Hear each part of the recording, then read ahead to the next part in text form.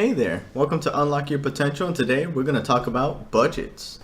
So, the definition of a budget is an estimate, often itemized, of expected income and expenses for a given period of time. So the reason a budget is very important is because it helps you plan and save for the future. It helps you predict how much money you need to have on a monthly basis. It helps you plan out what you can and can't afford, and it actually helps you decide where to allocate your money after mandatory expenses like rent, electricity, Wi-Fi, gas bills, stuff like that. So let's go over one way that you can actually start budgeting right now. So the first part is to take your gross income, which is the income you make before taxes.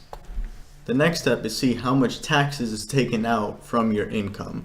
That's going to be in Medicare, Social Security, and your income taxes, both federal and state, if your state and city also have taxes. From there, you're actually going to take those taxes and subtract that from your gross income, and with that, you have your net income calculated. This is the income that you actually take home from your paycheck. Now you're going to take that net income and you're going to put that number to the side. Now we're going to calculate your mandatory expenses. Your mandatory expenses are things like rent, Wi-Fi, electricity and water bills, insurance, whether it's car, medical, dental, vision. You're going to take all those expenses and add them all together. Next, you're going to calculate something that I like to call your survival expenses.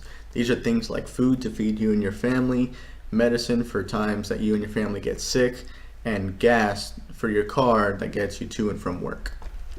Now you're going to take your net income and subtract both your mandatory expenses and your survival expenses. What you're left over is the money you have to utilize for the remainder of that month. Now your leftovers you actually want to be a positive number. If it's a negative number, what that actually means is you're spending more money than you're taking in. So if you actually start budgeting on a frequent basis, whether it's weekly, semi-monthly, monthly, you'll actually be able to see how much money you're taking in versus how much money you're sending out.